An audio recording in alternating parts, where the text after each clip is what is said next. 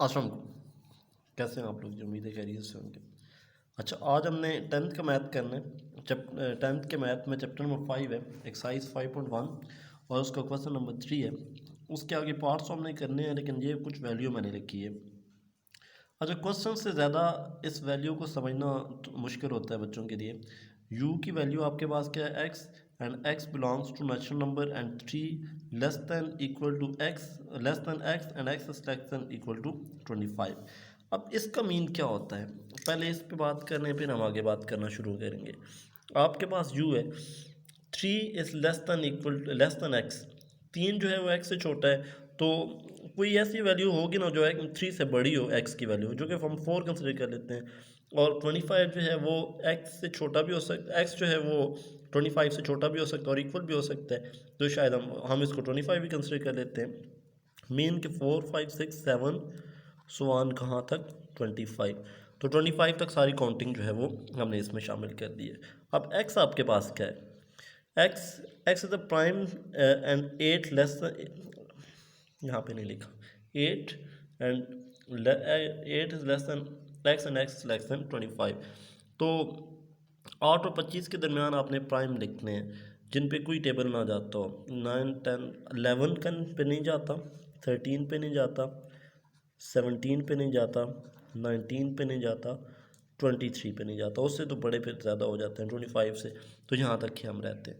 उसके बाद है y आपके पास क्या है? x belongs to whole numbers and 4 is less than equal to x and x is less than equal to 17। तो 4 से 17 के दरमियान जितने डिजिट्स होंगे वो इसमें आ जाएंगे। अब ये स्टेटमेंट जो ऊपर है थोड़ी मुश्किल नज़र आ रही हैं, लेकिन हमने पहले सेट बना लिए हैं, तो अब इनको समझना या इनको करना जो होगा वो कंपैरेटिवली काफ़ी आसान हो जाएगा, जिसको हम आसानी से कर सकेंगे। अब हम इसके पार्ट्स पे आते हैं। इसका पहला पार्ट है x union y whole complement, x union y whole complement. तो आपने यूनियन भी लेना है और कॉम्प्लीमेंट भी लेना है। एक बात याद रखिएगा बहुत सिंपल सी, कि जब आपके पास ब्रैकेट भी हो, पावर भी हो और मल्टीप्लाई भी हो, तो आप सबसे पहले ब्रैकेट सॉल्व करते हो, ब्रैकेट के बाद पावर सॉल्व करते हो, फिर मल्टीप्लाई करते हो। तो इसमें सबसे पहले आपको क्या करना पड़ेगा? ब्रैकेट सॉल्व करनी पड़ेगी, यानी आपको क्या करना पड़ेगा? पहले x यूनियन y लेना पड़ेगा। x की वैल्यू आपको पता है, प्राइम नंबर है 11 13 17 19 और 23। यूनियन y की वैल्यू भी आपको पता है 4 5 6, मैं नीचे ले आता हूँ क्योंकि हमने रफ में यहाँ पे कर दिए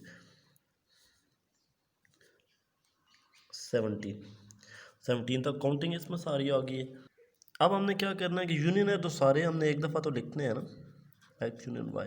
अब ये देखिए ना, ये 17 तक वैसे ही काउंटिंग है, तो 11 13 17 तो वैसे भी इसमें आएंगे ना, तो ये काउंटिंग आप सारी पहले एक दफ़ा लिख लेंगे। 4 5 6 7 कहाँ तक काउंटिंग? 17। अब ये 19 और 23 क्योंकि काउंटिंग का पार्ट नहीं थे, और क्योंकि सेकंड जो सेट है उससे ज़्यादा है, तो 19 और 23 भी आपने इसमें क्या किया? लिख दिए। अब आपने करना क्या है? कॉम्प्लीमेंट फाइंड करना है। तो कॉम्प्लीमेंट क्या होता है? x union y whole complement क्या होगा? u माइनस ये जो आपके पास आंसर आया x यूनियन y। अब u की वैल्यू भी आपके पास है और x यूनियन y भी आपके पास है, तो आप यहाँ पे कॉम्प्लीमेंट लिखोगे u की जगह u की वैल्यू जो कि क्या है 25 तक काउंटिंग, कहाँ से? 4 से 25 तक काउंटिंग होगी, दरमियान माइनस में, और ये आपके पास जो वैल्यू है 4 5 6 कहाँ तक काउंटिंग आपके पास?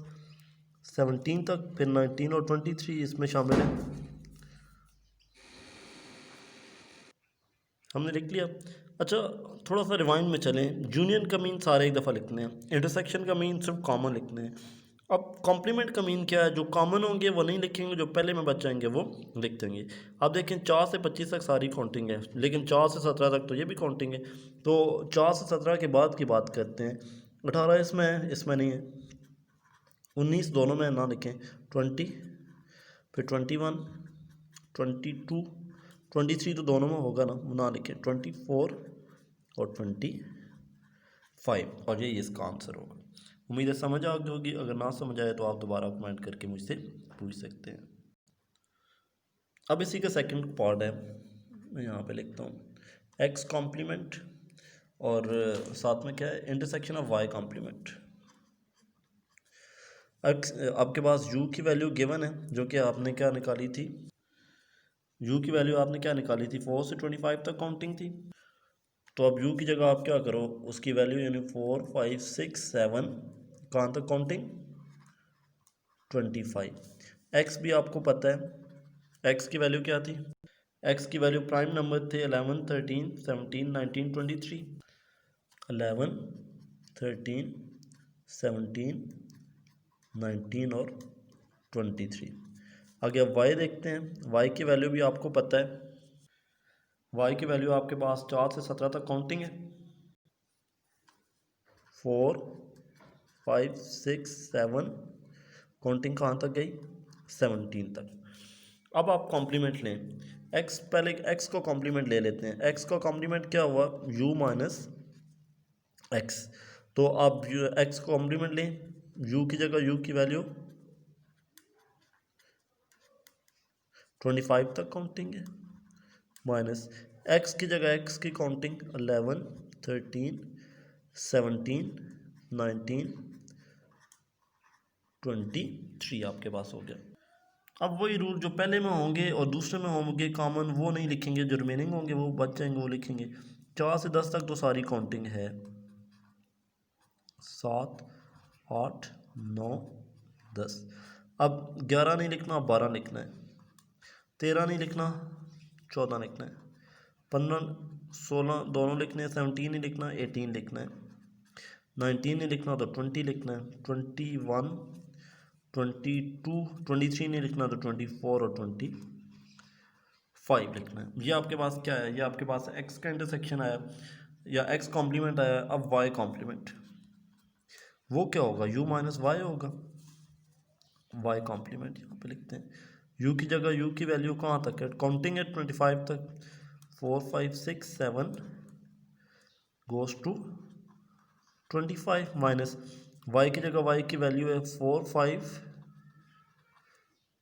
6 7 कहाँ तक है 17 तक।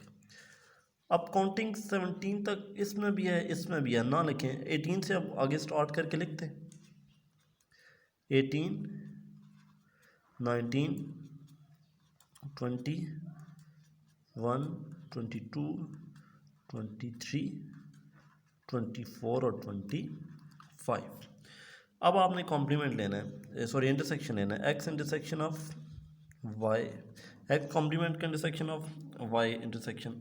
अब एक्स इंटरसेक्शन की वैल्यू आपके पास ये है, थोड़ी बड़ी है लेकिन लिखते हैं सारी, 4 5 6 7 8 9 10 12 14 15 16 18 20 21 22 24 25। इंटरसेक्शन वाई कॉम्प्लीमेंट क्या है 18 से 25 तक काउंटिंग है, 19 25 तक कर लिया। अब एक इंटरेस्टिंग चीज़ देखें कि 17 से पहले पहले तो जितने डिजिट्स हैं वो तो इंटरसेक्शन में आ ही नहीं सकते, वो तो हम शामिल ही ना करें फिर, क्योंकि 17 तक इसमें नहीं है इसमें है, वो तो ख़त्म हो गए। अब कॉमन की अगर बात करें तो 18 इसमें है, 18 इसमें भी है,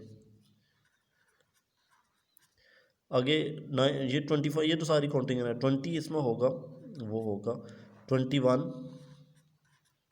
22 और आगे 25 तक सारा 24 और 25। एक सिर्फ 23 नहीं है क्योंकि वो नहीं आ रहा था इस पैनल पे, तो वो हमने शामिल नहीं किया। बाकी सारा एक 19 नहीं है क्योंकि 18 और 19 के दरम्यान वो प्राइम नंबर था, एक ऐसे 23 नहीं है वो भी एक प्राइम नंबर था, तो उसको हमने शामिल नहीं किया। बाकी आपके पास सारी की सारी वैल्यूज़ जो होंगी वो इसमें शामिल होगी और ये इसका आंसर होगा। उम्मीद है समझ आ गई होगी, अगर ना समझ आए तो आप दोबारा कमेंट करके मुझसे पूछ सकते हैं। क्वेश्चंस का रिव्यू मैं आपके सामने रखता हूँ। ये इसका फर्स्ट पेज, ये रफ में मैंने आपको थोड़ा सा समझाया था इसको, ये पार्ट ऑफ द क्वेश्चन नहीं है, हम थोड़ा सा इसको फिर आगे ले गए थे। ये इसका सेकंड सेकंड पार्ट भी है और क्वेश्चन का सेकंड पेज भी है आपके पास।